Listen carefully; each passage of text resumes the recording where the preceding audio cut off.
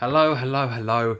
Let's just take a second. Let's just take a breath and celebrate because I never thought I'd make it to this day, but we're finally at the end of the Dark Dimension. Again, now you can now binge the story. I suggest you really click the link down below and you can listen to it all in one go. You can ignore all my other videos and you can actually make sense of this story yourself. But I'm so glad now that I've re-listened to the whole thing, and now, as I say, we can binge it. It makes so much more sense to me. I'm just, and I'm ashamed that we didn't get it back in the day, because this was so much better than anything we ever would have got in 1993. But without further ado, let's just talk about the end, I guess. The moment's been prepared for. So our last, it's basically the last part ending was, oh my god, the last ending to the last episode. There we go. It was when Tom Baker and Summerfield discovered the sort of technology that was sort of behind the rifts occurring in time, and the Doctor's DNA being key to all of it, and sort of connecting in tubes and stuff.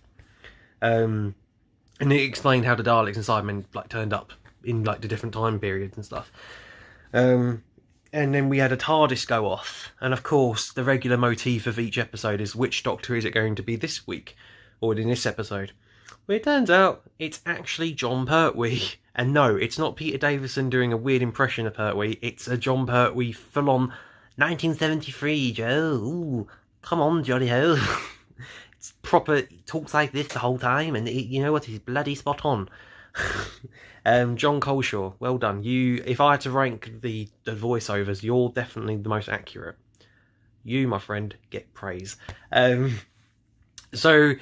Our story continues with those three having a discussion revolving around, you know, how they're going to stop Hawkspur from activating these incursion devices, and, you know, to basically not win the story. You know, we can't let the bad guy win.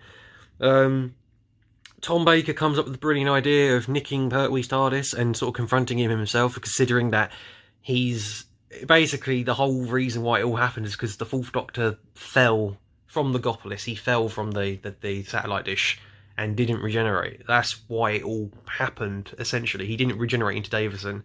So that's kind of why I suppose he's got to be the one to then, like, deal with him himself. He wants to deal it man to man and not offer him any Jedi babies. He ain't got time for that. So Tom Baker just says cheerio and nicks his TARDIS. Pertwee says, you know, be careful to not damage the old girl, he's just got her working. So that kind of confirms that roughly for the Third Doctor timeline, it's like season 9-ish, because he's pretty much stranded for like the first 2 seasons. Not that you needed to know that. So then we get a nice little 2 to 3 minute conversation with Summerfield and Pertwee's Doctor, where again, it comes up that Summerfield's married, and Pertwee goes, "You're married." Really awkwardly weird conversation, but then he admires her crusade against stopping evil and stuff, basically saying, you know what, I like you as a companion, I'll have you in the future. But then most of the story takes place in, you never guess where, the Hawkspur estate, where guess what he's doing this week? Again, he's having another conversation addressing his nation as the Prime Minister. That's all this guy ever does. That's all this guy seriously does. He's a really naff villain. Really naff villain. But this is where he proper goes on evil and, you know, basically says to the population, you know, I thank you all for being here, blah, blah, blah, blah. I'm not an evil person. You know, I am a worthy, glorious leader. But now you will die and be sacrifices to my noble crusade against it. Yeah, basically, he's just like, I'm going to kill you all, essentially. But while this is all happening, there's a conversation between some Daleks and Cybermen where we learn that Hawkspur is a master game player, because he basically said to the Daleks, you know, help me with this plan and I'll give you this dimension to rule. He said the same thing to the Cybermen. Cybermen and the Daleks obviously won't get along because Cybermen, what does the Cybermen say? He has no sort of compulsory in his core to lie or something. He's not programmed, but Cybermen apparently can't lie. Don't know if that's true.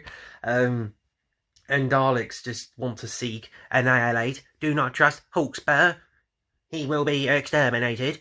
But Cybermen and Daleks don't get along now. So, of course, they have a shootout, bang bang, the Dalek kills that Cyberman, and then the Dalek gets on like a Dalek radio and sort of contacts all the other Daleks and basically says the no ceasefire rule on the Cybermen is now null and void. We must exterminate them all, seek, conquer, annihilate. That was what they said back in the day. I think they said that a lot. So yeah, basically Daleks and Cybermen are turning against each other, just like freaking Army of Ghosts and Doomsday, which was nice to hear. But yeah, so while Hawkspur is addressing his nation, as always, he activates his incursion device, which is kind of his plan.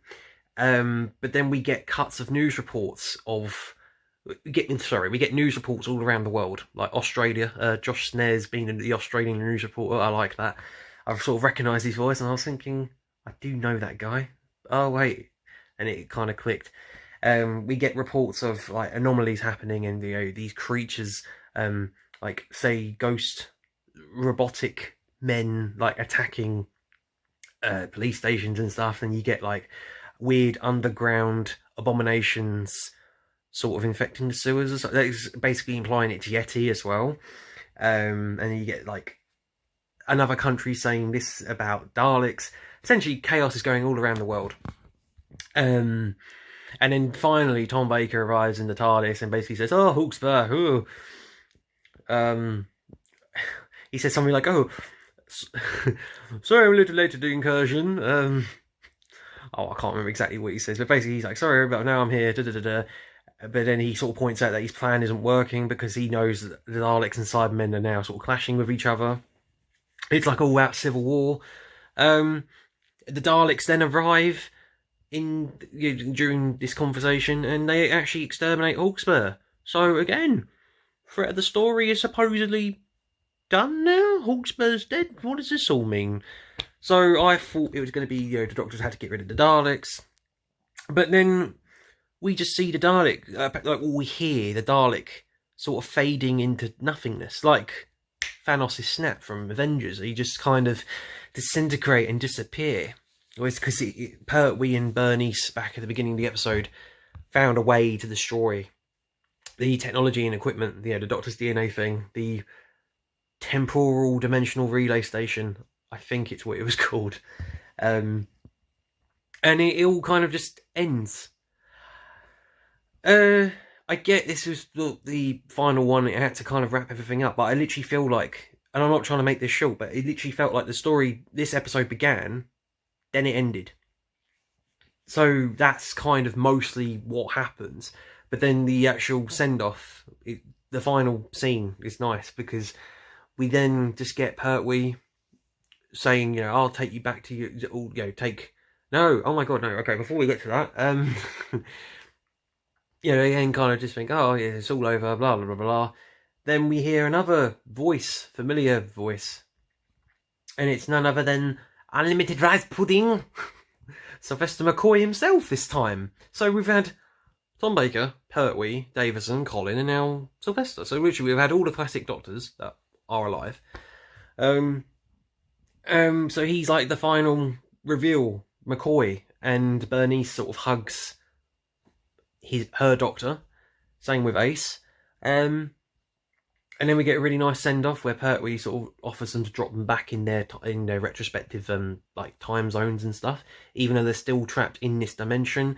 And the story basically just wraps up with McCoy and Ace offering to take Bernice, back in the TARDIS with them, because she was kind of an on and off companion with Sylvester McCoy's Doctor. She declines and sort of continues her noble crusade, as Pertwee would say. And Ace and McCoy have a conversation, sort of reminiscent of Survival, and it was just kind of like, oh, Doctor, how are we going to get out of this dimension? And he's like, oh, basically, we'll find a way. Time works and all mysterious things, all great and small. And then that's kind of it. But again, I thought there would be a little bit more to it. Like, literally, this episode began, then it ended. It didn't feel like there was a middle. It just started, then it quickly ended. But still, I looked at the run times. It's still the same, what, 18 to 19-minute run time. So I don't quite understand. But alas, it's still a very fun conclusion. At least it concluded it wasn't to be continued. See you in Dark Dimension 2. But I don't know. It wasn't no middle. It just kind of literally began, then it ended. But alas, with that, I'm now finally done with this story, and I think either I will be doing a full-on coverage of this story and actually explain everything properly, or I'll get George to do it with me, because again, he's better at most of the talking, but I kind of want to hear his thoughts on it as well. So alas, if you've enjoyed this video, please just keep giving us the support. Leave the like, grow the subscribers. Come on, just give us more subscribers. We got to just keep it going. A new year and all that. Come on, we got to keep going. Support's been unreal, but keep it going. If you enjoyed this video, leave it a like, subscribe, comment, leave me your thoughts on the Dark Dimension, and I'll see you in the next video.